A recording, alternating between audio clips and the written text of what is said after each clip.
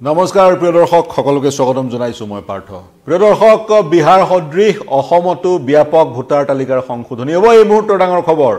অসমতো বিহাৰ সদৃশ নিৰ্বাচনৰ পূৰ্বে ভোটাৰ তালিকাৰ ব্যাপক সংশোধনী হ'ব অৰ্থাৎ অসমত স্পেশাল ইন্টেনসিভ ৰিভিজন হ'ব যি স্পেশাল ইন্টেনসিভ ৰিভিজন ভোটাৰ তালিকাৰ বিষয়টোৱে বিহাৰত শিৰোনাম দখল কৰিছে গোটেই বিষয়টো উচ্চতম ন্যায়ালয়ৰ দ্বাৰস্থ হৈছে উচ্চতম ন্যায়ালয়ে বিশেষ কিছু পৰামৰ্শাৱলী জাৰি কৰিছে বিৰোধী দলৰ যিসকল নেতা তেওঁলোকে আশংকা প্ৰকাশ কৰিছে এই প্ৰক্ৰিয়াটোৰ যোগেদি বিহাৰত প্ৰায় 3 কোটি ভোটাৰে ভোট দিয়াৰ পৰা বঞ্চিত হ'ব ভোটাৰ তালিকাৰ পৰা তেওঁলোকৰ নাম কৰ্তন হ'ব নিৰ্বাচন আয়োগে ক'ব বিচাৰিছে এইটো এটা ৰেগুলাৰ এক্সাৰসাইজ আৰু বিশেষকৈ ভোটাৰ তালিকাত সন্নিবিষ্ট হৈ থকা অবৈধভাৱে সন্নিবিষ্ট হৈ থকা বাংলাদেশী নাগৰিক নেপালৰ নাগৰিক ম্যানমাৰৰ নাগৰিক ইত্যাদি আতৰাবৰ কাৰণে এই প্ৰক্ৰিয়াটো কৰা হৈছে আৰু বহুকেইটা কাৰণ আছে এই প্ৰক্ৰিয়াটো ইনিশিয়েট কৰাৰ বা এই পদক্ষেপ গ্ৰহণ কৰাৰ আজি news18.com ত এটা বাতৰি প্ৰকাশ পাইছে য'ত কোৱা হৈছে সূত্ৰৰ উদ্ধৃতি দি কোৱা হৈছে সেই বাতৰিটোত যি প্ৰক্ৰিয়া বিহাৰত চলি আছে ভোটাৰ তালিকাৰ ব্যাপক সংশোধনীৰ সেই প্ৰক্ৰিয়াত বুজন সংখ্যক বাংলাদেশী নাগৰিক নেপালৰ নাগৰিক আৰু ম্যানমাৰৰ নাগৰিকৰ নাম ধৰা পৰিছে তেওঁলোকৰ নাম অবৈধভাৱে সন্নিবিষ্ট হৈ আছিল ভোটাৰ তালিকাত তেওঁলোকে ভুৱা নথিৰে আধাৰ লাভ কৰি ভুৱা নথিৰে ৰেশন কাৰ্ড লাভ কৰি ভুৱা নথিৰে সেই সামগ্ৰীসমূহ লাভ কৰি ভোটাৰ তালিকাত নিজৰ নাম অন্তৰ্ভুক্ত কৰিছিল গতিকে তেনে ধৰণৰ বুজন সংখ্যক লোকৰ নাম অন্তৰ্ভুক্ত হৈ থকাৰ তথ্য বিহাৰৰ মুখ্য নিৰ্বাচন আয়োগৰ কাৰ্যালয়ে লাভ কৰিছে বিহাৰৰ মুখ্য নিৰ্বাচন বিষয়া কাৰ্যালয়ে লাভ কৰিছে যি কি নহওক এই মুহূৰ্তৰ আপডেট দ্বিতীয়টো আপডেট যিটোৰ বিশ্লেষণ আমি কৰিব বিচাৰিছো আৰু বিগত সময়ত আমি কৈ আহিছিলো বিগত সময়ত এই বিষয়টোক লৈ আমি মূলত তিনিটা বিশ্লেষণ ইতিমধ্যে আগবঢ়াইছো আপোনালোকৰ সন্মুখলৈ লৈ আহিছো আৰু আজি এইটো চতুৰ্থটো বিশ্লেষণ আৰু আমাৰ হাতত আজি এই ব্ৰেকিং নিউজটো আছে সেইটো হৈছে অসমতো বিহাৰ সদৃশ ব্যাপক ভোটাৰ তালিকাৰ সংশোধনী কৰা হ'ব নিৰ্বাচনৰ পূৰ্বে কেৱল অসমেই নহয় সমগ্ৰ ভাৰতবৰ্ষত কৰা হ'ব যিহেতু 5 ৰাজ্যত নিৰ্বাচন 2024 চনত অসম বংগকে ধৰি 5 ৰাজ্যত গতিকে সেই 5 ৰাজ্যত 1 জানুৱাৰী 2026 চনটোক মই যদি হোৱাইট বোৰ্ডখন ব্যৱহাৰ কৰি বিশ্লেষণটো আগবঢ়াও 1 জানুৱাৰী 2026 চনটোক ভিত্তিবৰ্ষ হিচাপে লৈ বা ভিত্তি তাৰিখ হিচাপে লৈ ভোটাৰ তালিকাৰ ব্যাপক সংশোধনী অসমত সংঘটিত কৰা হ'ব কাৰ্যকৰী কৰা হ'ব অৰ্থাৎ 1 জানুৱাৰী 2026 চনত এই তাৰিখটোত এই দিনটোত যিসকলে 18 বছৰ স্পৰ্শ কৰিছে সেই সকলে যাতে নিজৰ নাম ভোটাৰ তালিকাত দেখা পায় বা ভোটাৰ তালিকাত সেই সকলৰ নাম অন্তৰ্ভুক্ত হয় যদিহে সেই সকল ভাৰতীয় নাগৰিক সেই কথা সুনিশ্চিত কৰিবলৈ অসমতো ভোটাৰ তালিকাৰ ব্যাপক সংশোধনী হ'ব কিন্তু এটা প্ৰাসংগিক প্ৰশ্ন আপোনালোকৰ মনতো উদয় হ'ব এই প্ৰশ্নটো হৈছে প্ৰতি বছৰে ভোটাৰ তালিকাত সেই ধৰণৰ সংশোধনী হয় কিন্তু আনবোৰ সংশোধনী যিবোৰ প্ৰতি বছৰে হয় সেইবোৰ হৈছে সামাৰী ৰিভিজন এইটো হৈছে স্পেশাল ইন্টেনসিভ ৰিভিজন বিহাৰত কিমান প্ৰায় 8 কোটি ধৰি ললো 8 কোটি ভোটাৰ আছে অসমতকৈ বিশাল অসমতকৈ বহুত ডাঙৰ এখন ৰাজ্য বিহাৰ এই 8 কোটি ভোটাৰৰ প্ৰতিগৰাকীয়ে নিৰ্বাচন আয়োগে প্ৰদান কৰা এখন প্ৰপত্ৰ পূৰণ কৰিব লাগিব আৰু সেই প্ৰপত্ৰৰ লগত ভাৰতীয় নাগৰিক হোৱাৰ প্ৰমাণ গাঁঠি দিব লাগিব 2023 চনত এনে ধৰণৰ স্পেশাল ইন্টেনসিভ ৰিভিজন কৰা হৈছিল 2023 চনৰ সেই স্পেশাল ইন্টেনসিভ ৰিভিজন বা SIR ত যাৰ নাম অন্তৰ্ভুক্ত হৈ আছিল তেওঁলোকে সেই নাম অন্তৰ্ভুক্ত হৈ থকা আৰু প্ৰমাণ সেই প্ৰপত্ৰৰ সৈতে গাঁঠি দিব লাগিব যাৰ 2003 চনৰ ক্ষমা কৰিব 2003 চনত শেষৰটো SIR হৈছিল যাৰ 2003 চনৰ SIR ত স্পেশাল ইন্টেনসিভ ৰিভিজনৰ নাম আছিল সেই নাম থকাৰ প্ৰমাণ প্ৰপত্ৰৰ সৈতে গাঁঠি দিব লাগিব যদি 2003 চনৰ ভোটাৰ তালিকাত স্পেশাল ইন্টেনসিভ ৰিভিজনৰ পিছৰ চূড়ান্ত ভোটাৰ তালিকাত নাম নাই তেতিয়া হলে আন ভাৰতীয় হোৱাৰ প্ৰমাণপত্ৰ দিব লাগিব আৰু গোটেই প্ৰক্ৰিয়াটো গ্ৰাউণ্ড লেভেলত আগবঢ়াই লৈ গৈছে ব্লক লেভেলৰ বিষয়াসকলে তাৰ পিছত SDM গৰাকীক বা ADM গৰাকীক এছিষ্টেণ্ট ডিস্ট্ৰিক্ট মেজিষ্ট্ৰেট গৰাকীক বা সাব ডিভিজনেল ডিস্ট্ৰিক্ট মেজিষ্ট্ৰেট বা ল্যান্ড এণ্ড ৰেভিনিউৰ যি গৰাকী ডেপুটি কমিশনাৰ সেই সকলক ডিফেক্টো ইলেকশ্যন ৰেজিষ্ট্ৰেচন অফিচাৰৰ দায়িত্ব দিয়া হৈছে তেওঁলোকে সেই তথ্যসমূহ সংগ্ৰহ কৰিব নিৰ্বাচন আয়োগে বা নিৰ্বাচন বিষয়ক কাৰ্যালয়ে সেই তথ্যসমূহ ভেৰিফিকেশ্যন কৰিব সেই ধৰণে গোটেই প্ৰক্ৰিয়াটো আগবাঢ়িব প্ৰক্ৰিয়াটো কেনেকৈ আগবাঢ়ে যিহেতু অসমতো এই অনুৰূপ ধৰণৰ প্ৰক্ৰিয়া জানুৱাৰী মাহৰ পৰা অনুষ্ঠিত হ'ব গতিকে বিহাৰত কেনেকৈ আগবাঢ়িছে আপোনালোকক জনাই দিওঁ থুলমূলকৈ বিগত সময়টো বিশ্লেষণ আগবঢ়াইছিলোঁ বিহাৰত 8 কোটি জনগণৰ সকলোৱে প্ৰপত্ৰ পূৰণ কৰিব লাগিব ভাৰতীয় হোৱাৰ নথি গাঁঠি দিব লাগিব প্ৰমাণ গাঁঠি দিব লাগিব কি নথি গাঁঠি দিব লাগিব সেই বিষয়ে কম গোটেই প্ৰক্ৰিয়াটো প্ৰতিজন লোকে যাতে প্ৰপত্ৰ পায় পূৰণ কৰি ঘূৰাই দিয়ে বিএলও গৰাকী সেই কামটোৰ কাৰণে এমাহ সময় নিৰ্ধাৰিত কৰা হৈছে কেতিয়াৰ পৰা জুনৰ 25ৰ পৰা জুলাই 25 আমি সকলোৱে জানো জুলাই 25 তাৰ পিছতে আগষ্টৰ 1 তাৰিখৰ পৰা আগষ্টৰ 30 তাৰিখলৈকে যিসমূহ নথি 8 কোটি জনগণে জমা কৰিলে সেই নথিসমূহ ভেৰিফাই কৰা হ'ব ছেপ্টেম্বৰৰ 1 তাৰিখে খচৰা ভোটাৰ তালিকা প্ৰকাশ কৰা হ'ব যদি কাবাৰ উজৰ আপত্তি আছে যাব পাৰিব আৰু অক্টোবৰৰ 1 তাৰিখে চূড়ান্ত ভোটাৰ তালিকাখন ৰাইজৰ ওচৰত সন্মুখত ৰখা হ'ব যিখন অল্টাৰ কৰিব পৰা নাযাব কাবাৰ যদি নাম নাই তাত সেই ব্যক্তিজনে ভোট দিব নোৱাৰিব অনুৰূপ ধৰণৰ প্ৰক্ৰিয়া অসমতো আৰম্ভ হ'ব এই প্ৰক্ৰিয়াটো পৃথক কিয় এই প্ৰক্ৰিয়াটো এই কাৰণেই পৃথক এই প্ৰক্ৰিয়াটোৰ যোগেদি বিগত সময়ত যিবোৰ সামাৰী ৰিভিজন হৈছিলে সেইবোৰক গুৰুত্ব দিয়া হোৱা নাই সেইবোৰক কনসিডাৰ কৰা হোৱা নাই নতুনকৈ গোটেই প্ৰক্ৰিয়াটো আৰম্ভ কৰা হৈছে আৰু সমগ্ৰ দেশতে আৰম্ভ কৰা হ'ব বিহাৰত হ'ল অসমত হ'ব পশ্চিম বংগত হ'ব আন ৰাজ্যবোৰত গোটেই প্ৰক্ৰিয়াটো আগবাঢ়ি যাব এই প্ৰক্ৰিয়াটোত বিৰুদ্ধাচৰণ কৰি একাংশ লোকে উচ্চতম ন্যায়ালয়ৰ কাষ চাপিছিলে উচ্চতম ন্যায়ালয়ৰ এখন ডিভিজন বেঞ্চে জাষ্টিস জয়মালা বাগচিৰ নেতৃত্বত গঠন হোৱা এখন ডিভিজন বেঞ্চে শুনানি আৰম্ভ কৰিছিল প্ৰথমটো শুনানি কিন্তু এই প্ৰক্ৰিয়াটোক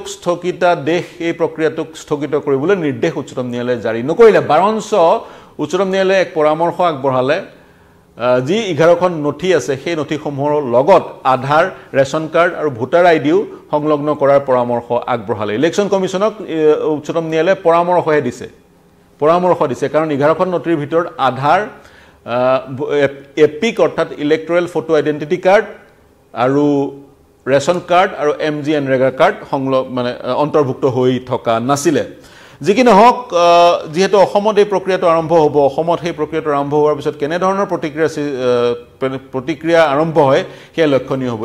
এই বিষয়টো পৃথক কেনেকৈ এই বিষয়টোত ভাৰতীয় নাগৰিক হোৱাৰ যিটো প্ৰমাণ সেই প্ৰমাণ দিয়াৰ যিটো বাৰ্ডেনটো দিয়া হৈছে ভোটাৰগৰাকীক বাৰ্ডেনটো দিয়া হৈছে আজি আমি নথিৰ কথা কৈ আছিলোঁ সেই নথিসমূহ পুনৰ দেখুৱাব বিচাৰিছোঁ যেহেতু অসমত এই প্ৰক্ৰিয়াটো আৰম্ভ হ'ব এইসমূহ নথি চৰকাৰী চেণ্ট্ৰেল গভৰ্ণমেণ্ট ষ্টেট গভৰ্ণমেণ্টৰ আইডেণ্টি কাৰ্ড যদি পেঞ্চনাৰ হয় পেঞ্চনাৰ হোৱাৰ প্ৰমাণপত্ৰ তাৰ পিছতে 1987 চনৰ 1 জুলাই তাৰিখৰ পূৰ্বে ইছ্যু হোৱা বেংক বা পোষ্ট অফিচ বা এলআইসি বা পাব্লিক সেক্টৰ আন্ডাৰটেকিং বা গভৰ্ণমেণ্টে ইছ্যু কৰা যিকোনো প্ৰমাণপত্ৰ বা আইডেণ্টি কাৰ্ড বাৰ্থ চাৰ্টিফিকেট চৰকাৰে জাৰি কৰা বাৰ্থ চাৰ্টিফিকেট পাছপোৰ্ট মেট্ৰিক বা মেট্ৰিকৰ ওপৰত education qualification PRC permanent resident certificate forest right certificate caste certificate এনআৰচিত যদি নাম আছে সেই এনআৰচিত নাম থাকিলেও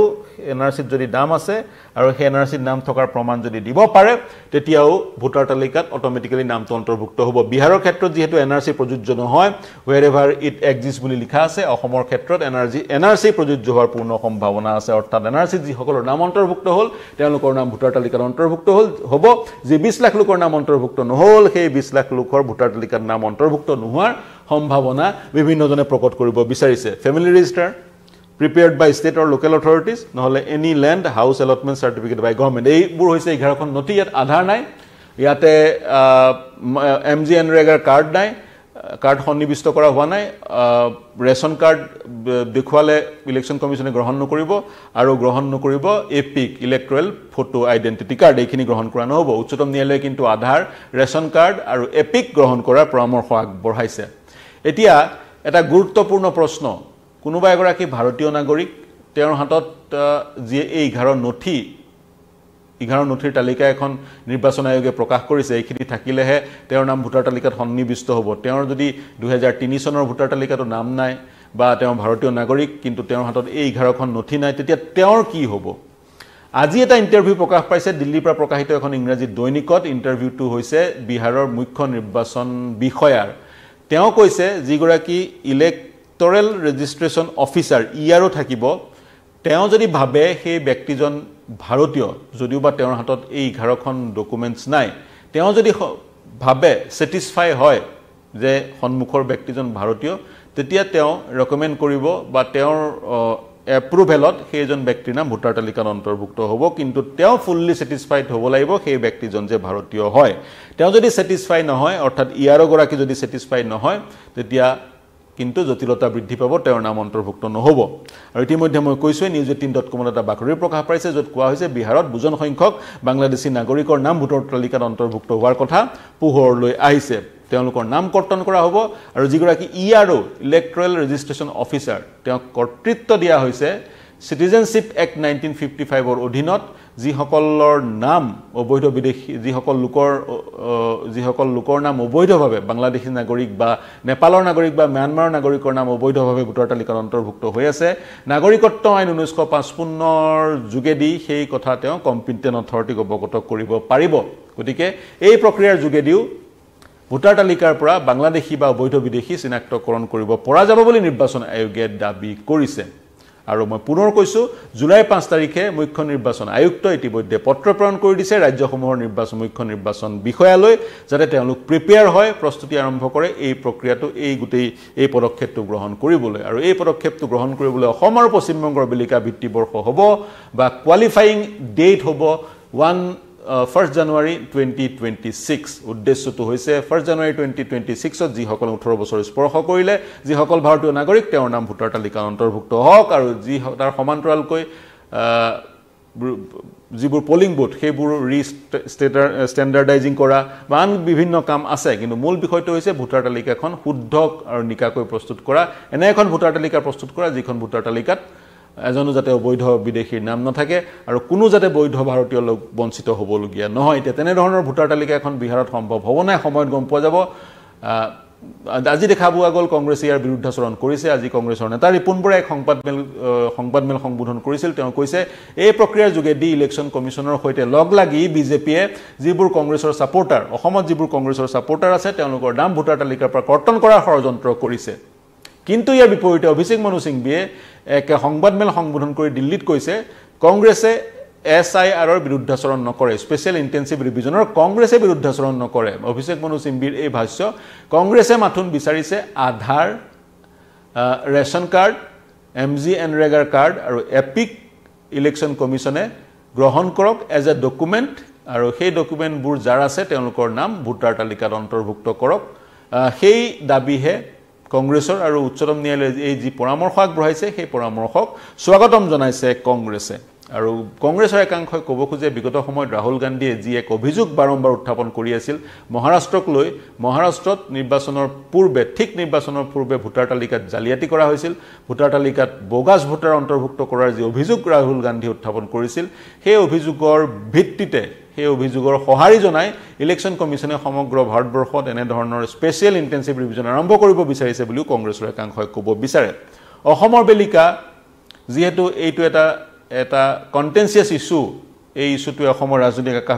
বকাহ বতাহ যোৱা 4টা দশক ধৰি গৰম কৰি আহিছে ইস্যু অৰ্থাৎ ভোটাৰ তালিকাত অবৈধ বাংলাদেশী নাম অন্তৰ্ভুক্ত হোৱাৰ ইস্যুটো আৰু এই বিষয়টোক লৈ 1979 চনত অসম আন্দোলন হৈছিল 6 বছৰ আন্দোলনৰ পিছত অসম চুক্তি হৈছিল গতিকে অসমত এমাহৰ ভিতৰত অবৈধ বাংলাদেশী মুক্ত এখন শুদ্ধ ভোটাৰ তালিকা প্ৰস্তুত কৰিব পৰা যাব নাই সেই সময় ক'ব কিন্তু জানুৱাৰীত অসমত এই প্ৰক্ৰিয়া আৰম্ভ হৈ আছে প্ৰিয় দৰ্শক জানুৱাৰী যেহেতু এই প্ৰক্ৰিয়া আৰম্ভ হৈ আছে গতিকে প্ৰপত্ৰ বিহাৰ সদৃশ প্ৰপত্ৰ আপোনালোকক বিএলৈ দি যাব প্ৰপত্ৰ পূৰণ কৰিব লাগিব প্ৰপত্ৰৰ লগত গাঁঠি দিব লাগিব ভাৰতীয় হোৱাৰ প্ৰমাণপত্ৰ অসমৰ বেলিকা এই 11 নথিয়ে থাকে নে পৃথক নথি থাকে সেয়া লক্ষণীয় হ'ব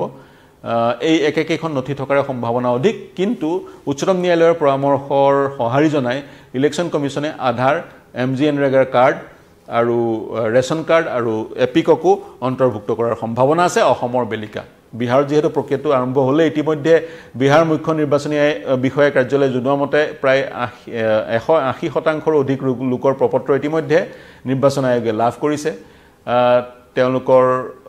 সংলগ্ন নথিও লাভ কৰা হৈছে আৰু 100% লোকে প্ৰপত্ৰ লাভ কৰিছে 20% 19% লোকে প্ৰপত্ৰ পূৰণ কৰি দিবলৈ বাকি কাৰণ যেহেতু জুলাই 25 তাৰিখলৈকে আৰু প্ৰায় 12 দিন মান সময় আছে তেওঁলোকৰ 20% লোকৰো নথিসমূহ সংগ্ৰহ কৰা হ'ব প্ৰায় 1 লাখ বিএলৈ ব্লক লেভেল অফিচাৰে এই প্ৰক্ৰিয়াটো পৰিচালনা কৰি আছে একেবাৰে গ্ৰাউণ্ড লেভেলত তাৰ তেওঁলোকক সহযোগ কৰিছে বিভিন্ন ৰাজনৈতিক দলৰ ভলন্টিয়াৰসকলে গতিকে বিহাৰত তেনেধৰণৰ এখন শুদ্ধ ভোটাৰ তালিকা এই প্ৰক্ৰিয়াটোৰ যোগেদি বিহাৰবাসীয়ে লাভ কৰিব কিন্তু অসমৰ বেলিকা এখন শুদ্ধ ভোটাৰ তালিকা বাংলাদেশী বিহীন ভোটাৰ তালিকা সম্ভৱ হ'বনে এই প্ৰক্ৰিয়াৰ যোগেদি এইটো প্ৰাসংগিক প্ৰশ্ন নে ভোটাৰ তালিকা শুদ্ধ আৰু নিকা এখন ভোটাৰ তালিকা অসমীয়াৰ কাৰণে মৰিচিকা হৈ ৰ'ব এই প্ৰশ্নটো প্ৰাসংগিক ইয়াৰ উত্তৰ কি হ'ব পাৰে আপোনালোকে কি ভাবে আমাৰ সৈতে সংযুক্ত হওক মন্তব্য কৰক এই বিশ্লেষণ কেনে পালে জনাব প্ৰতিক্ৰিয়া প্ৰকাশ কৰক আপোনালোকৰ মন্তব্যৰ প্ৰতিক্ৰিয়া আমাৰ কাৰণে চালিকা শক্তি তাৰ সমান্তৰালকৈ দেশ বিশ্ব ৰাজ্যৰ সকলো বাতৰিৰ কাৰণে চাই থাকিব নিউজ 18 অসম নৰ্থ ইষ্ট ধন্যবাদ